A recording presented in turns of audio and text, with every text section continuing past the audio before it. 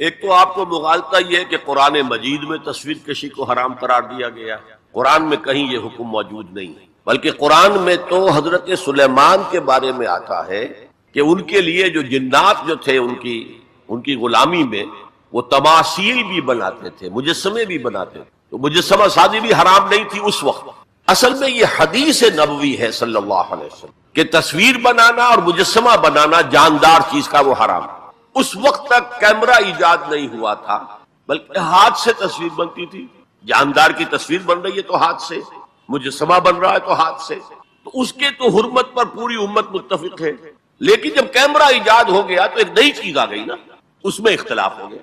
جیسے شاید آپ کے علم میں ہو، لاؤڈ سپیکر پر ہمارے بڑے بڑے علماء کا فتویٰ تھا اذان حرام ہے، خطبہ حرام ہے، اور فتویٰ کس کا؟ مولانا اشرف علی تھانوی رحمۃ اللہ علیہ کا۔ ایک نئی چیز آئی تھی، اس کے بارے میں ان کی رائے ہوئی، لیکن آج آپ کو معلوم ہے کون سی تھانوی مسجد ہے کہ جس میں اذان جو ہے لاؤڈ سپیکر پر نہیں ہوتی اور خطبہ جو ہے وہ لاؤڈ سپیکر پر نہیں ہوتا۔ تو نئی چیز کے آنے پر جو ہے یقیناً اختلاف رائے کے پیدا ہونے کا امکان ہے۔ عالم عرب کے تمام علماء کا تقریباً اس پر اتفاق ہوا کہ چونکہ اس میں ہاتھ کا کوئی عمل نہیں ہے، یہ عکس ہے، یہ جائز ہے، علی الاطلاق جائز۔ اس سلسلے میں آپ کو ایک لطیفہ بھی سنا دیتا ہوں۔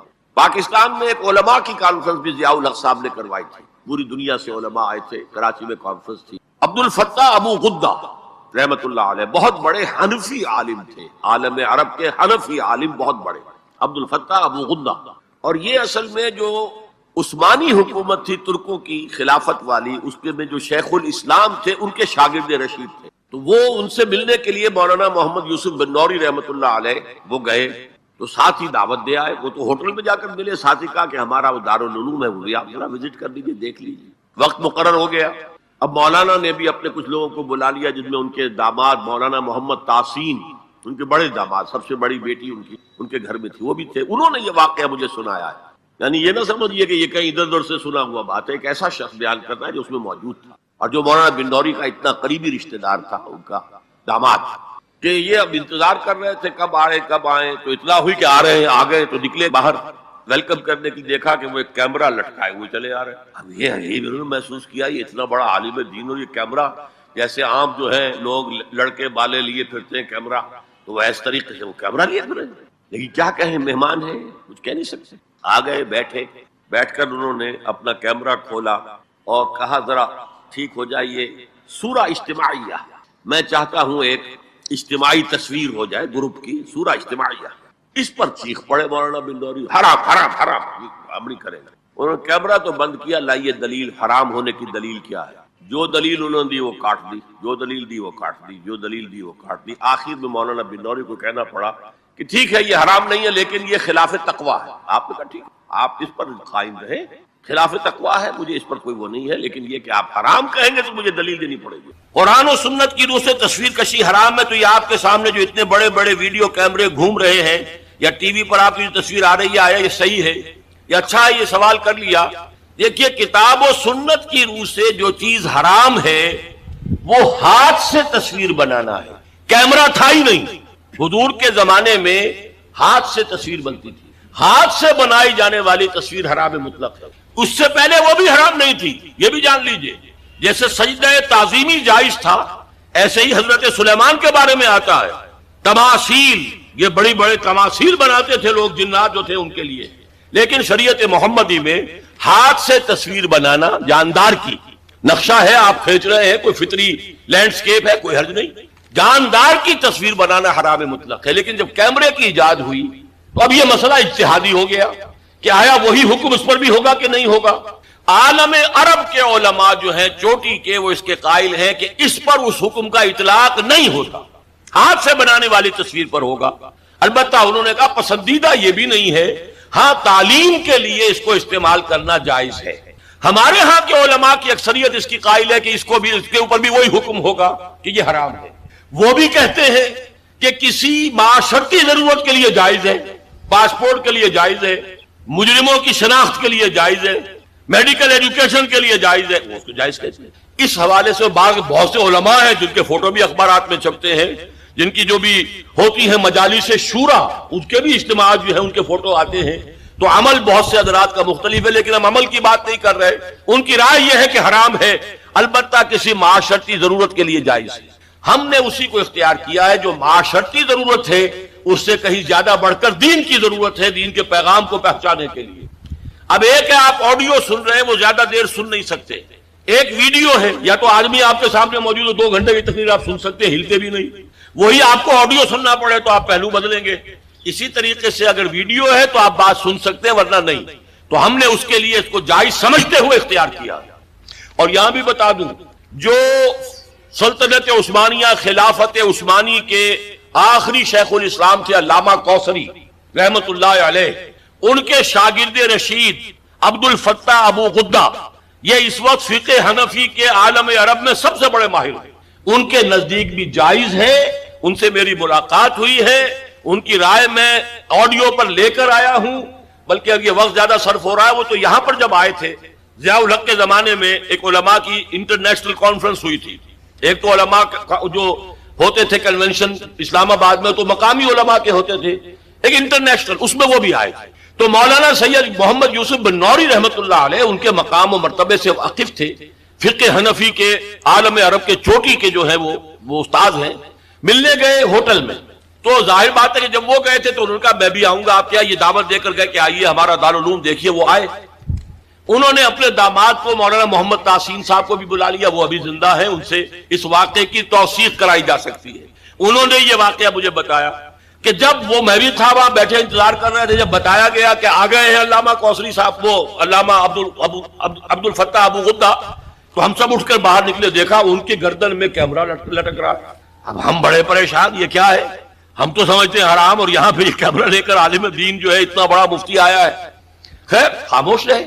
اب جب جا کر کمرے میں بیٹھ گئے، انہوں نے کھولا، کیمرہ نکالا اور کہا سورہ اجتماعیہ، یعنی ایک جو ہے گروپ فوٹو میں لینا چاہتا ہوں، آپ لوگ ذرا ٹھیک ہو جائے، سیدھے ہو جائے، بیٹھ جائے، سورہ اجتماعیہ. اب مولانا بلوری صاحب جو ہے خاموش نہیں رہ سکے. نہیں حرام، ہمارے نزدیک حرام، ہمارے نزدیک حرام. انہوں نے کیمرہ تو بند کیا، پوچھا دلیل کیا ہے حرمت کی؟ جو دلیل لائے انہوں نے کاٹ دی. آخر میں مولانا بلوری کو یہ کہنا پڑا کہ ہاں حرام تو نہیں ہے، ہم اسے تقویٰ کے خلاف سمجھتے ہیں. آپ نے کہا ٹھیک ہے، یہ بات آپ کا موقع، آپ حرام کہتے ہیں دلیل لانی پڑے. یہ واقعہ بھی میں نے آپ کو بتا دیا ہے کہ یہ ہے اصل موقع. بعض چیزیں ہمارے یہاں بس مشہور ہو گئی ہیں، اور بعض علماء یہاں تک کہ ہمارے اس وقت کے جو علماء ہیں وہاں طالبان کے، وہ بھی اسی طریقے کی عمل کر رہے ہیں. ٹی وی کو بری شے نہیں ہے، ٹی وی کے ذریعے سے آپ کیا پھیلا رہے ہیں. ہمارا یہ تھا کہ ایک زمانے میں تو یہ رائے تھی کہ لاؤڈ اسپیکر اذان بھی حرام ہے، نماز کی امامت بھی حرام ہے. اب ایک امام کر رہا ہے، 2 لاکھ آدمی پیچھے تبلیغی اجتماع میں، کچھ پتہ ہی نہیں چلتا وہ امام نے کب اللہ اکبر کہا. امام سجدے میں پڑا ہوا ہے، پوری جماعت کھڑی ہوئی ہے. امام کھڑا ہو گیا، پوری جماعت گری ہوئی ہے سجدے میں. یہ دادا گر گئے سجدے میں جب وقت قیام آیا.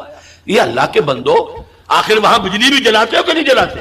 وہاں پر جو ہے لالٹینیں جلایا کرو، بجلی کا کیا تمہیں حق پہنچتا ہے؟ لیکن یہ چیزیں ہوتی ہیں، اس میں ضرورت ہے کہ اپنی نگاہ کو وسعت دی جائے.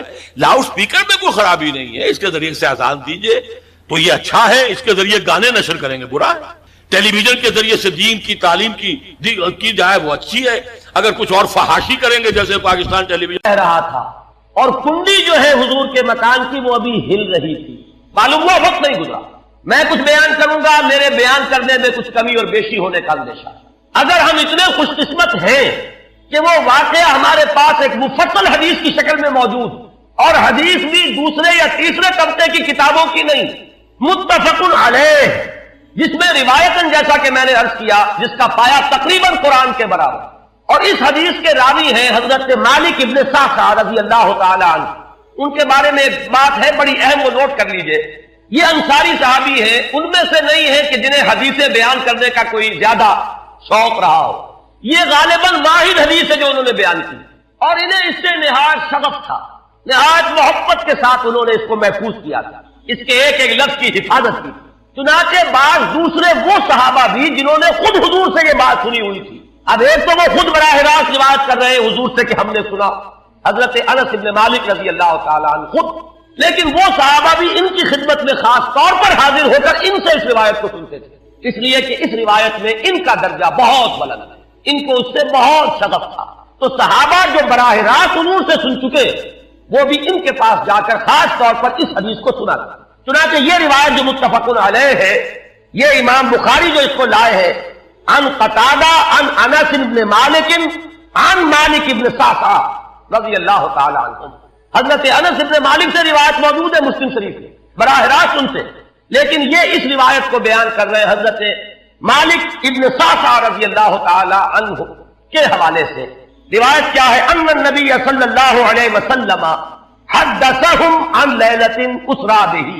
اب دیکھیے یہ مرفوع حدیث ہو گئی، حضرت صعصع بیان فرما رہے ہیں کہ نبی اکرم صلی اللہ علیہ وسلم نے خود ہمیں سنایا، وہ حالات و واقعات سنائے جو اس رات کو پیش آئے جس رات سے انہیں لے جایا گیا۔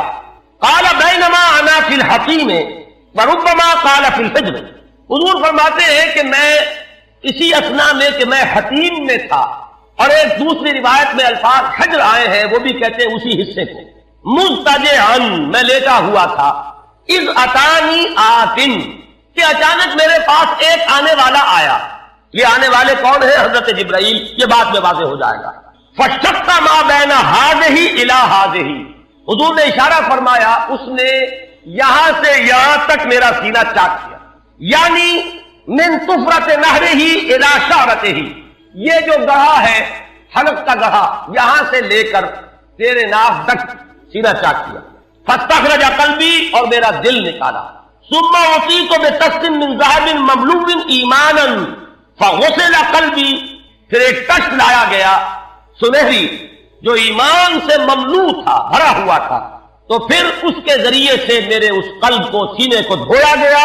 ثم حسیا ثم اعید، وفی روایت اس کے بعد اس کو لوٹا دیا گیا اور پھر وہ زخم بھی سی دیا گیا۔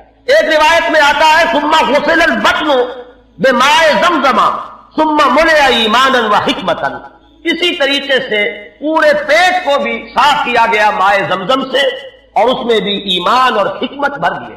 ثم اعطیت بدابۃ، پھر میرے پاس ایک چوپایا لایا گیا، دون البغل فوق الحمار، جو بغل یعنی خچر سے تو کچھ چھوٹا تھا، اور حمار یعنی گدھے سے کچھ بڑا تھا، اب یہ جو سفید تھا، یقال له البراق، جس کا نام براق ہے، وَيَدَعُ خَطْوَهُ عِنْدَ أَقْصَى طَرْفِهِ، اور اس کا ہر قدم اس کی حد نگاہ پر جا کر پڑتا تھا۔ فَعِنْتُ عَلَيْهِ، میں اس پر سوار ہوا، فَانْطَلَقَ بِي جِبْرَائِیل، اب یہاں نام آ گیا، وہ آنے والے کون تھے؟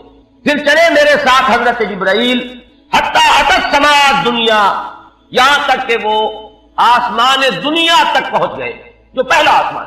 اب یہاں دیکھیے وہ روایت میں جو زمینی سفر کا درمیانی حصہ ہے وہ رہ گیا، دوسری روایات سے ہم اس کو جوڑ کر جمع کریں کہ پہلا زمینی سفر ہے، مسجد اقصیٰ تک پہنچے ہیں، وہاں جا کر روایت میں آتا ہے میں نے وہی اپنے اس خچر کو باندھا، براق کو، جہاں انبیاء باندھا کرتے تھے، اور پھر وہاں میں نے نماز ادا کی، بہت سے لوگ جمع ہوئے، میں منتظر تھا کہ کون نماز پڑھائے گا، کہ جبرائیل نے میرا ہاتھ پکڑ کر مجھے آگے کیا، میں نے نماز پڑھائی، اور پھر جبرائیل نے مجھے بتایا کہ یہ تمام انبیاء تھے جو اس دنیا میں مبعوث ہوئے ہیں، اور آج آپ نے ان سب کی امامت کی۔ یہاں سے پھر شروع ہوا ہے وہ دوسرا سفر، لیکن جب پہلے آسمان تک پہنچے، فاستفتح، انہوں نے دستک دی، کھلوانا چاہا، قیل من ھذا، پوچھا گیا کون ہے؟ قال جبرائیل، انہوں نے جواب دیا جبرائیل۔ قیل ومن معک، پوچھا گیا کہ آپ کے ساتھ کون ہے؟ دیکھیے یہاں ذہن میں رکھیے گا، اس امکان کو کوئی شخص مسترد نہیں کر سکتا کہ ان ملائکہ کے علم میں ہو، لیکن پھر بھی پوچھ رہے ہیں، قانون ہے، دروازے پر دستک دینی ہوگی، آئیڈینٹی ڈسکلوز کرنی ہوگی، چاہے علم میں ہو۔ جج جو ہے وہ اپنے علم کی بنیاد پر فیصلہ کبھی نہیں دے گا، وہ تو مقدمے کی سماعت ہوگی، شہادتوں کی بنیاد پر فیصلہ ہوگا۔ ذاتی علم کی بنیاد پر کرنا ہے تو وہ خود کسی اور عدالت میں اس مقدمے کو منتقل کرے اور وہاں گواہ کی حیثیت سے پیش کرے، تو قانون ہے۔ پوچھا گیا آپ کے ساتھ کون ہے؟ قال محمد صلی اللہ علیہ وسلم۔ قیل وقد ارسل الیہ، پوچھا گیا کیا انہیں بلایا گیا ہے؟ قال نعم، انہوں نے فرمایا ہاں۔ قیل مرحبا بہ فنعم المجیء جاء ففتح فلما خلصت، اس کے بعد کہا گیا مرحبا ان کے لیے، تہنیت ہے، مبارکباد ہے، خوش آمدید ہے، کیا ہی اچھے ہیں وہ جو لائے گئے ہیں۔ پھر وہ سمائے دنیا جو ہے اس کا دروازہ کھولا گیا، میں اس میں داخل ہوا، فاذا فیہا آدم، میں نے دیکھا وہاں حضرت آدم تشریف فرما۔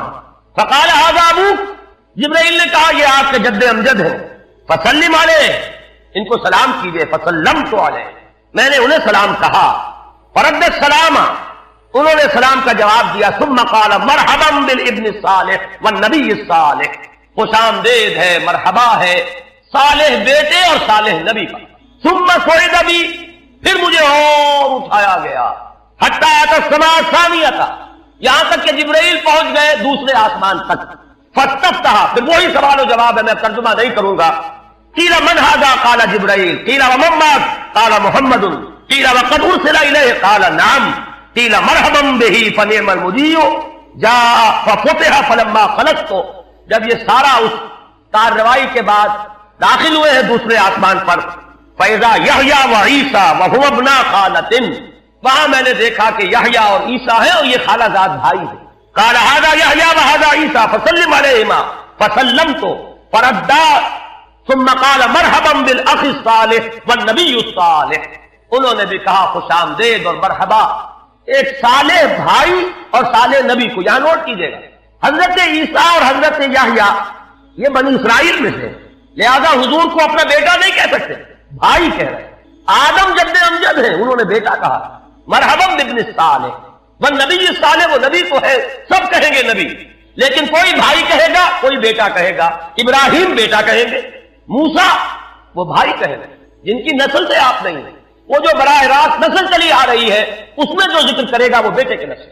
ثم صعد بی الی السماء الثالثة فاستفتح قیل من ھذا قال جبرائیل، قیل ومن معک قال محمد، قیل وقد ارسل الیہ قال نعم، قیل مرحبا بہ فنعم المجیء جاء ففتح فلما خلصت اذا یوسف قال ھذا یوسف فسلم علیہ فسلمت علیہ فرد.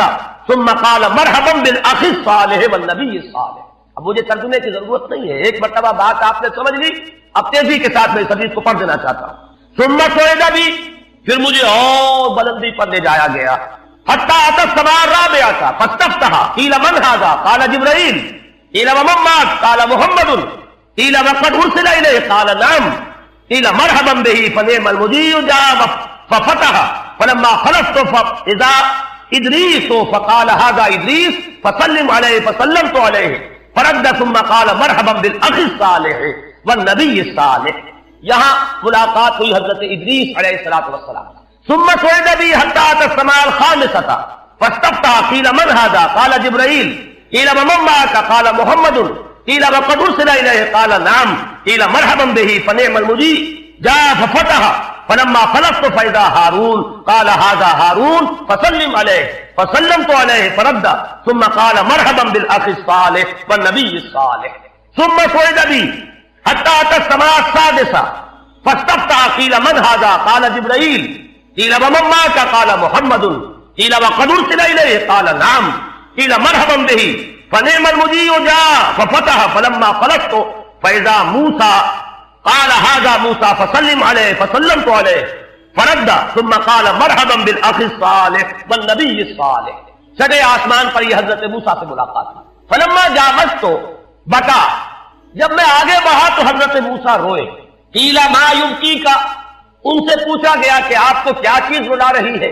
قال ابکی لان غلاما بعث بعدی، کہ مجھے اس بات پر رونا آ رہا ہے یہ نوجوان محمد صلی اللہ علیہ وسلم، یہ میرے بہت بعد ان کی بعثت ہوئی ہے. یدخل الجنت من امتہ اکثر ممن یدخلها من امتی، میرے بہت بعد آنے کے باوجود ان کی امت میں سے جنت میں داخل ہونے والوں کی تعداد میری امت کے مقابلے میں بہت زیادہ ہو. بہرحال اپنی امت کا خیال تو ہے، وہ شفقت جو نبی اور رسول کو اپنی امت پر ہونی چاہیے وہ ہے بتمام و کمال. اسے معاذ اللہ کسی حسد پر معمول نہ کیجیے، بلکہ وہ جو احساس ہوا ہے اپنی امت کی محرومی کا وہ ہے کہ جس نے حضرت موسیٰ علیہ السلام پر یہ کیفیت طاری کی. ثم صعد بی، پھر مجھے اور بلند کیا گیا. الی السماء السابعة، ساتویں آسمان پر. فاستفتح قیل من ھذا قال جبرائیل، قیل ومن معک قال محمد صلی اللہ علیہ وسلم، قیل وقد بعث الیہ قال نعم، قیل مرحبا بہ فنعم المجیء جاء فلما خلصت فاذا ابراہیم قال ھذا ابوک ابراہیم فسلم علیہ فسلمت علیہ فرد السلام. ثم قال مرحبا بالابن الصالح والنبی الصالح. حضرت ابراہیم نے پھر استقبال کیا، خوش آمدید صالح بیٹے اور صالح نبی کے لیے. ثم رفعت، اب ذرا یہاں نوٹ کیجئے گا، یہاں سوئد تو نہیں آیا، سوئد ابھی نہیں آیا، رفع کو پھر مجھے اور بلند کیا گیا الی سدرۃ المنتہی، یہ سدرہ منتہا ہے جس کا ذکر ہے سورۃ النجم، اسی سدرۃ المنتہا کے پاس جنت ماوا ہے، وہ جس کا وعدہ کیا گیا ہے، جو ٹھکانہ بنے گی اللہ کے نیکوکار بندوں کا، جس میں وہ رہیں گا ہمیشہ ہمیشہ، فادخلوها خالدین، وہ بھی وہی ہے۔ پھر اٹھائے گئے حضور بیت المعمور تک، ثم اعطیت باناء من خمر واناء من لبن واناء من عسل، پھر میرے سامنے یہ بیت معمور کیا ہے یہ بھی جان لیجئے، یہ در حقیقت اس سمائے سابعہ پر، ساتویں آسمان پر خانہ کعبہ کا اصل جو ہے اللہ کا گھر، جس کا یہ ظل اور سایہ اس دنیا میں ہے، خانہ کعبہ یہ ہے وہ بیت المعمور، جس کے بارے میں ایک اور روایت میں الفاظ یہ آئے ہیں، اس میں روزانہ 70,000 فرشتے داخل ہوتے ہیں، اور جو فرشتہ ایک مرتبہ داخل ہوا ہے آج تک اسے دوبارہ داخل ہونے کی نوبت نہیں آئی۔ اسی طریقے سے وہ فرشتے ہیں جو طواف کرتے ہیں خانہ کعبہ کا۔ پھر جان لیجئے یہ ہماری نگاہوں سے مخفی عالم غیب کی ایک دنیا ہے اپنی جگہ، چاہے ہمیں نظر نہ آئے۔ پھر میرے سامنے 3 برتن لائے گئے، ایک دودھ کا اور ایک شہد کا اور ایک شراب کا، فاخذت اللبن، میں نے دودھ والا پیالہ اٹھا لیا، قال ہی الفطرہ، حضرت جبرائیل نے توثیق کی کہ یہ ہے اصل میں آپ کا انتخاب درست ہے، یہ فطرت ہے، فطرت اللہ التی فطر الناس علیہا، یہی جو فطرت انسانی سے قریب ترین شے ہے اس کا آپ نے انتخاب کیا، اتت انت علیہا و امتک، اسی فطرت پر اے محمد آپ بھی ہے آپ کی امت بھی، ثم فرضت علیہ صلوات 50 کل یوم، ایک اور روایت میں الفاظ آئے ہیں، اس میں اس کی وضاحت نہیں ہے کہ 3 چیزیں حضور کو یہاں عطا کی گئی، ایک تو 50 نمازیں جو فرض ہوئی، ایک دن رات میں 50 نمازیں، اور ایک سورہ بقرہ کی آخری 2 آیات جو تحفہ اللہ نے دیا محمد کو امت کے لیے صلی اللہ علیہ وسلم، آمن الرسول بما انزل الیہ من ربہ والمؤمنون کل آمن باللہ وملائکتہ وکتبہ ورسلہ، یہاں سے لے کر آخر تک فانصرنا علی القوم الکافرین تک، یہ 2 آیات یہ جنت کے خزانوں میں سے 2 خزانے ہیں جو شب معراج کو عطا ہوئے ہیں محمد رسول اللہ کو بطور تحفہ امت کے، اور تیسری بات یہ کہ اے نبی آپ کی امت کے لیے یہ خصوصی بات ہے کہ آپ کی امتیوں کے گناہ کبیرہ بھی بغیر توبہ کے معاف ہو سکیں گے، یہ خصوصی تحفے ہیں جو امت کے لیے لے کر آئے محمد صلی اللہ علیہ وسلم، 3 تحفے، نماز جو اس معراج میں فرض ہو رہی ہے، اور اسی کو حضور کہہ رہے ہیں الصلاۃ معراج المومنین، اہل ایمان کے لیے یہ بمنزلہ معراج۔ اس میں پھر روایت میں تفصیل آ رہی ہے، واپس جب آئے ہیں حضرت موسیٰ سے ملاقات ہوئی اور انہوں نے یہ فرمایا کہ یہ 50 نمازیں بہت ہیں، مجھے تجربہ ہے، تمہاری امت اس کا تحمل نہ کر سکے گی، واپس جاؤ درخواست کرو کم کرواؤ۔ حضور گئے، 10 نمازیں اس میں معاف ہوئی، 40 ہوئی، پھر یہی بات ہوئی، پھر بھیجا حضرت موسیٰ نے، پھر 30 ہوئی، پھر 20 ہوئی، 4تھی مرتبہ پھر وہ 10 اور پھر 5 رہ گئی، اس پر بھی حضرت موسیٰ نے یہ کہا اب بھی جاؤ یہ بھی بھاری ہے۔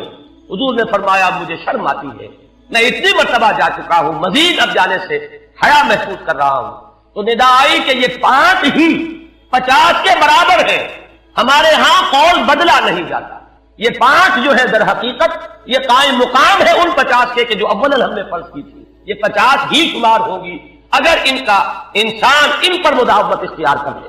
میں آخری جملہ آپ کو اس کا سنا دیتا ہوں، فَأُمِرْتُ بِخَمْسِ صَلَوَاتٍ كُلَّ يَوْمٍ فَرَجَعْتُ إِلَى مُوسَىٰ فَقَالَ بِمَا أُمِرْتُ بِخَمْسِ صَلَوَاتٍ كُلَّ يَوْمٍ قَالَ إِنَّ أُمَّتَكَ لَا تَسْتَطِيعُ 5 صَلَوَاتٍ كُلَّ يَوْمٍ وَإِنِّي قَدْ جَرَّبْتُ النَّاسَ قَبْلَكَ وَعَالَجْتُ بَنِي إِسْرَائِيلَ أَشَدَّ الْمُعَالَجَةِ، میں نے بنی اسرائیل کا حتی الامکان معالجہ کیا، ان کے حالات کو درست کرنے کی کوشش کی، لیکن مجھے تجربہ ہے یہ 5 بھی نہیں جھیلی جائیں گی۔ فَارْجِعْ إِلَىٰ رَبِّكَ فَاسْأَلْهُ التَّخْفِيفَ، مزید تخفیف چاہیے لأمتك، قال سألت ربي حتى استحييت ولكني أرضى وأسلم، قال فلما جاوزت نادى مناد أمضيت فريضتي وخففت عن عبادي، متفق علیہ۔